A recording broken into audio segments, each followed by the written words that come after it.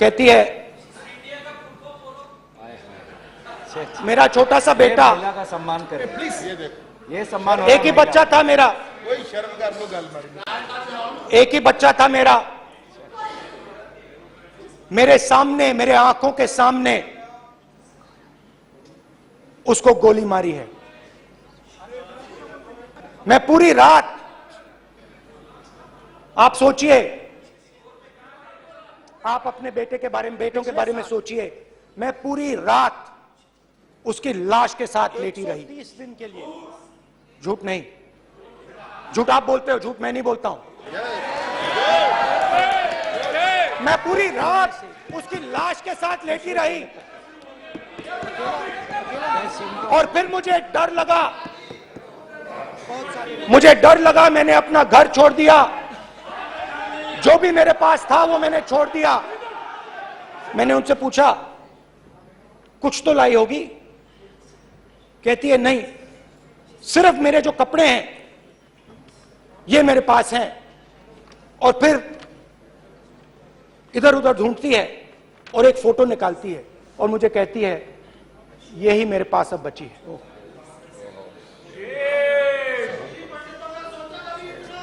एक और उदाहरण,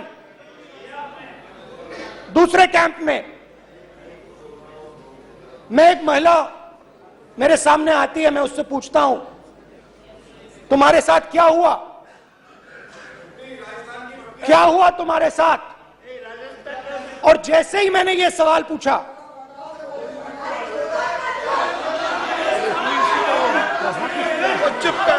जैसे ही मैंने ये सवाल पूछा,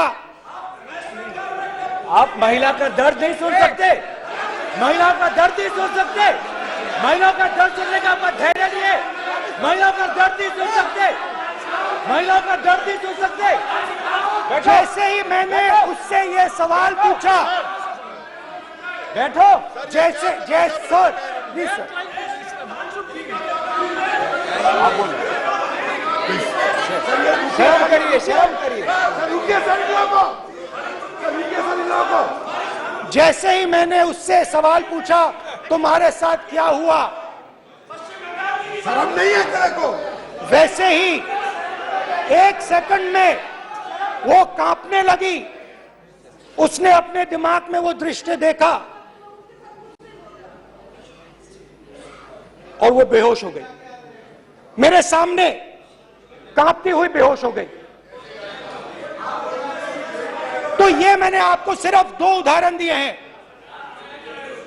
स्पीकर सर, इन्होंने मणिपुर में हिंदुस्तान की हत्या की है, सिर्फ मणिपुर की नहीं, हिंदुस्तान की हत्या की है। इनकी राजनीति ने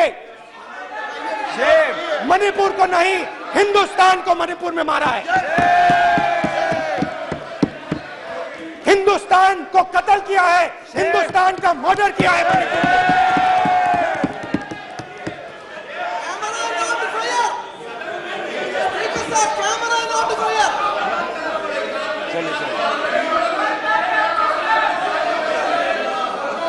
अरे 2 भाग के हैं, शर्म करिए।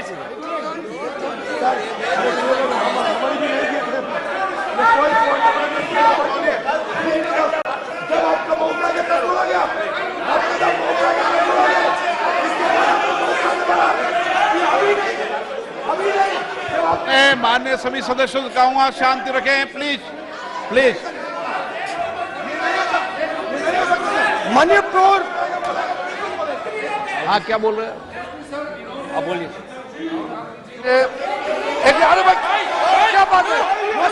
जो बातें कर सकते हैं, क्या बात करते हैं?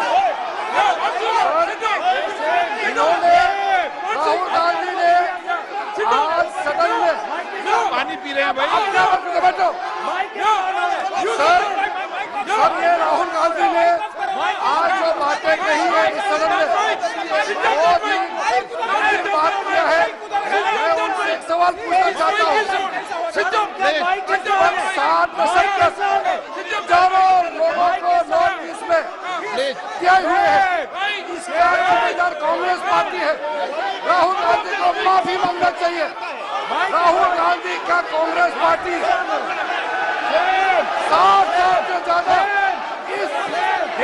शासन किया है, नॉर्थ ईस्ट को इन्होंने खत्म किया है। आज नॉर्थ ईस्ट में जितना मिलिटेंसी है ये कांग्रेस पार्टी ने पैदा किया है। बात करते हैं अपना बात करते हैं।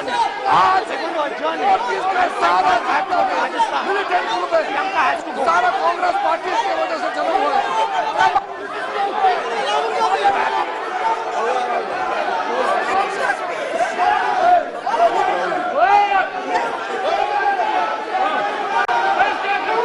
Okay, back. Anna, back, back, back, back, back, back, back, back. Hemant, सबको पीछे ले आओ. Back, back, back. IB, IB, IB, IB, IB. हो गया. प्रतापन, हो गया. Back, आप back. भाषण नहीं सुनना चाहते हैं? आप भाषण नहीं सुनना चाहते? प्लीज बैठिए, Back करो. Back. बैठिए, प्लीज बैठिए, नीचे आओ यार. प्लीज बैठिए, नीचे आओ. प्लीज बैठिए। चले चलिए अंदर. चलिए। Okay, thank you. सबसे बड़ा थैंक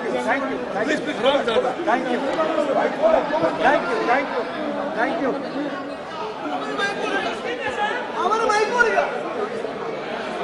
एक मिनट बैठिए, एक मिनट प्लीज बैठिए, प्लीज बालूजी, प्लीज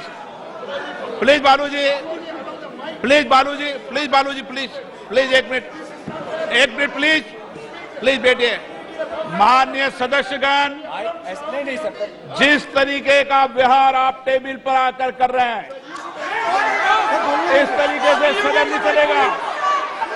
ये तरीका ठीक नहीं है। जब मैंने किसी को कहा है तो कहा है, ऐसे सदन नहीं चलेगा। आप सदन नहीं चलाना चाहते, अलग बात है।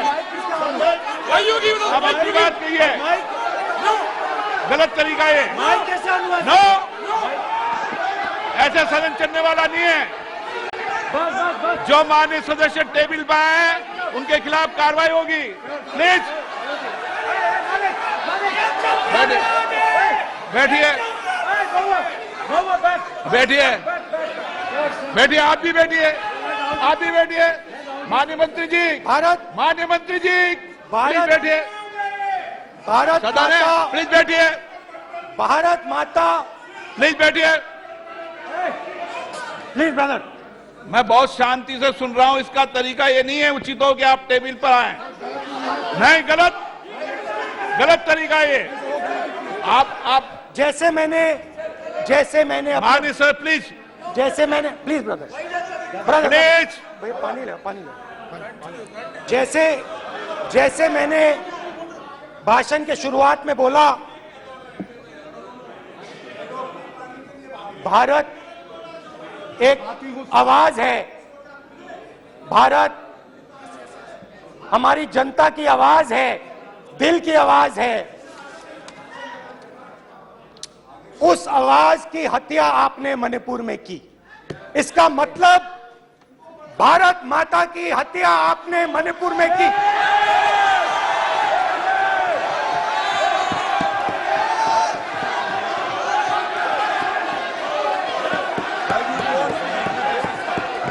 भारत माता को आपने मणिपुर के लोगों के मारा। आपने मणिपुर के लोगों को मारकर भारत की हत्या की है।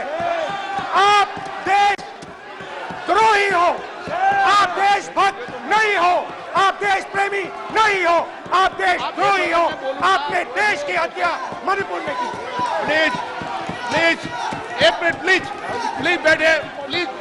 प्लीज बैठिए। अब सवाल आप उठता है, बैठना चाहते नहीं बैठना चाहते? आप बैठना चाहते नहीं बैठना चाहते? इसीलिए आपके प्रधानमंत्री मणिपुर में नहीं जा सकते हैं, क्योंकि उन्होंने प्लीज देश की हत्या की है। मणिपुर में हिंदुस्तान की हत्या की है, भारत माता की हत्या की है। मणिपुर के लोगों के दिल में। प्लीज एक मिनट बैठिए। आप तो सवाल उठता है, एक मिनट बैठिए। एक मिनट, आप भी विराजे, आप भी विराजे, आप भी विराजो, आप भी विराजो, आप बैठिए सही, नहीं बैठिए रहने दो, आप चलो, आप बैठिए, बैठिए आप प्लीज, बैठिए आप प्लीज, आप बोल रहे फिर। आप भारत माता के रखवाले नहीं हो, आप भारत माता के हत्यारे हो। प्लीज माननीय सदस्य, प्लीज प्लीज माननीय सदस्य, प्लीज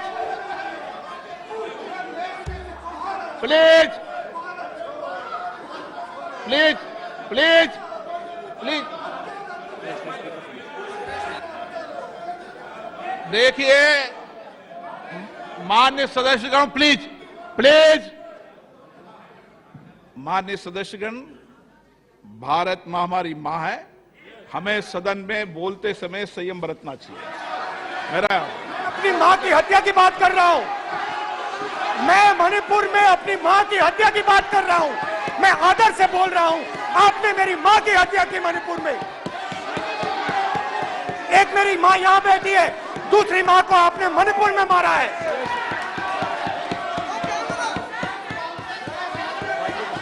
और हर रोज जब तक आप हिंसा को बंद नहीं करोगे तब तक आप मेरी मां की हत्या कर रहे हो। हिंदुस्तान की सेना मणिपुर में एक दिन में शांति ला सकती है, हिंदुस्तान की सेना का प्रयोग नहीं कर रहे हो, क्योंकि आप हिंदुस्तान को मणिपुर में मारना चाहते हो।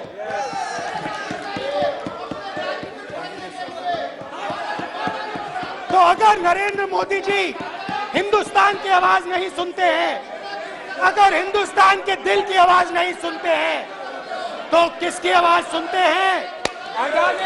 दो लोगों की आवाज सुनते हैं, इसकी आवाज सुनते हैं, इसकी आवाज सुनते हैं, माननीय सदस्य, और इसलिए सुनते हैं। नो, एक गलत तरीका माननीय सदस्य, देख लीजिए अडानी जी के लिए मोदी जी ने क्या काम किया है, देख लीजिए, ये पहले आप क्वेश्चन लेंगे, गलत तरीका आपका माननीय सदस्य, आपका गलत तरीका है, आप सीनियर सदस्य हैं, आप इस तरीके का बाहर सदन में मत करिए, आप बात करिए, लेकिन इस तरीके से क्वेश्चन लाना ये उचित नहीं है किसी तरीके से। रावण दो लोगों की सुनता था, रावण दो लोगों की सुनता था, मेघनाथ और कुंभकर्ण। वैसे ही नरेंद्र मोदी दो लोगों की सुनते हैं, अमित शाह और अडानी। भाई और बहनों, लंका को हनुमान ने नहीं जलाया था, लंका को रावण के अहंकार ने जलाया था। प्लीज माननीय सदस्य, आप संयमित बोले, आप ये सदन है, आप तरीके से बोलिए। माननीय राम ने रावण को नहीं मारा था, रावण के अहंकार ने रावण को मारा था। आप पूरे देश में केरोसिन फेंक रहे हो, पूरे देश में आप केरोसिन फेंक रहे हो। आपने मणिपुर में केरोसिन फेंकी और फिर चिंगारी लगा दी, अब आप हरियाणा में कर रहे हो, पूरे देश को आप जलाने में लगे हो। आप पूरे देश में भारत माता की हत्या कर रहे हो। धन्यवाद स्पीकर।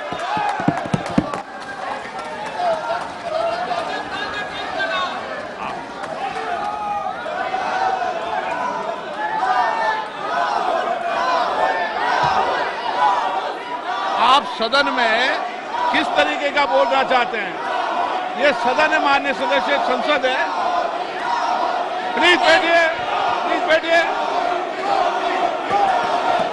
प्लीज बैठिए।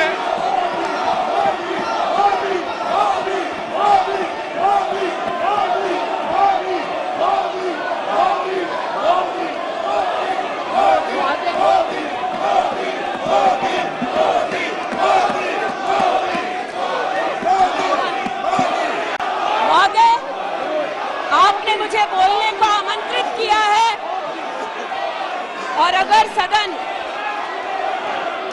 विशेषतः विपक्ष, मेरे वक्तव्य को सुनने का धैर्य रखे तो बहुत सारी चीजें उजागर हो सकती हैं। You are not India, For India is not corrupt. India believes in merit and not dynasty. And today of all the days, people like you need to remember what was told to the British: quit India. Corruption, quit India. Dynasty, quit India.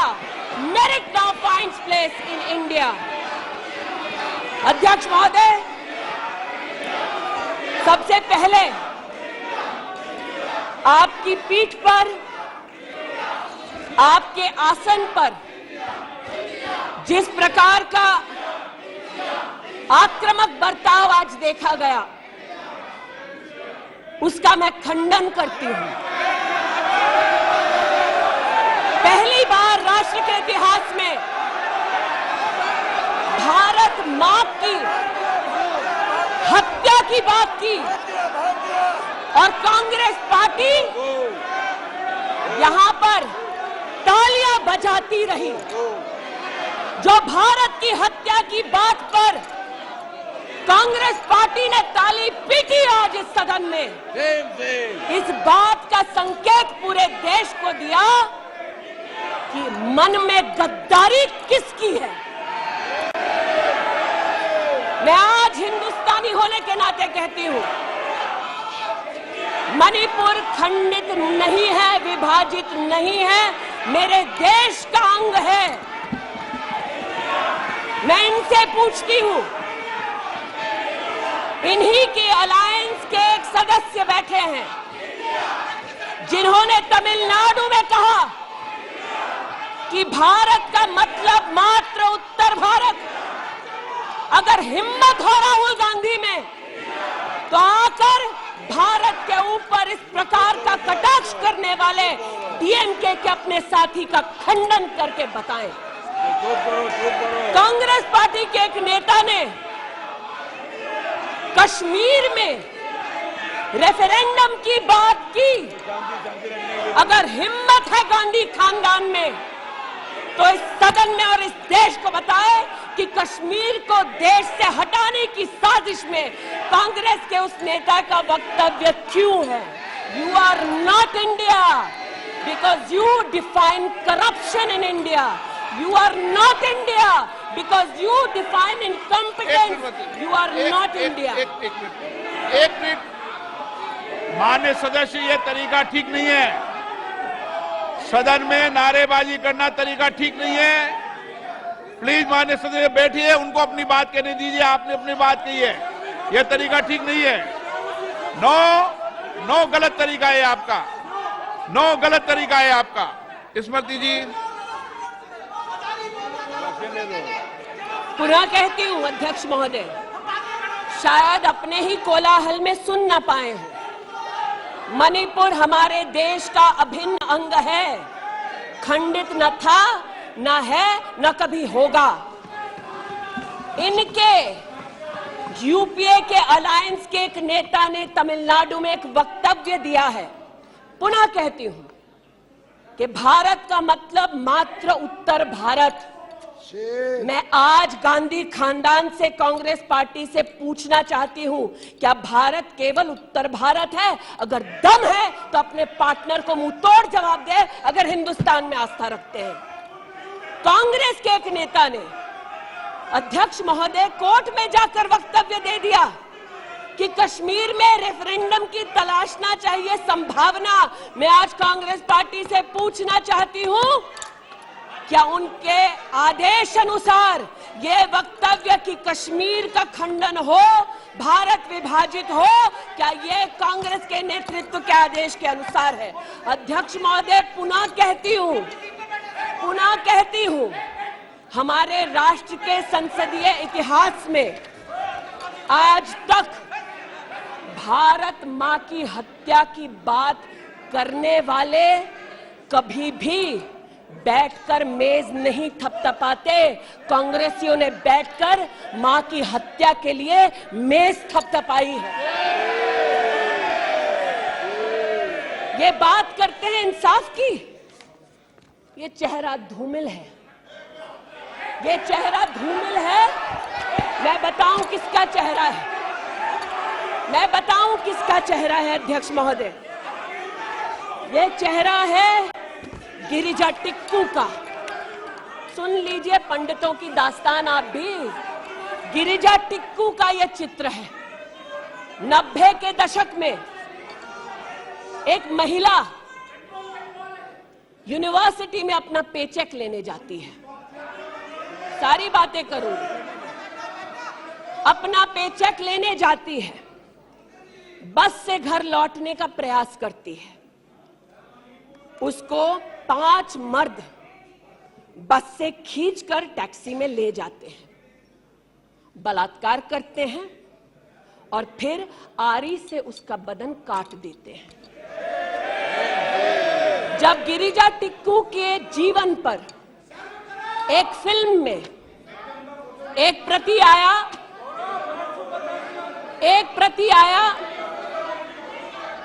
मैं आज कहना चाहती हूं कि कांग्रेस के कुछ प्रवक्ताओं ने उसको प्रोपेगेंडा कहा। सरला भट्ट, आप नहीं चाहते कश्मीरी पंडितों की दास्तान कहीं सुनाई जाए, आप नहीं चाहते वो आइडेंटिफाई हो एज विक्टिम्स। सरला भट्ट मेडिकल स्टाफ थी। 90 के दशक में उसको उसके इंस्टीट्यूट से अगवा करके गैंग रेप किया गया और सड़क के किनारे रखा गया।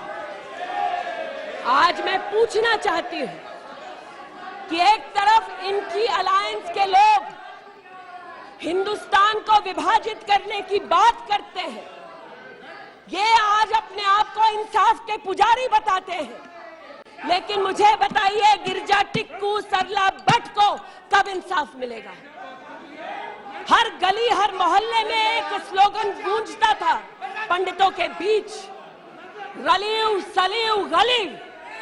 पुनः कहती हूं, रलियू सलियू गलियू। आप चिल्लाना बंद करें, समझे पहले।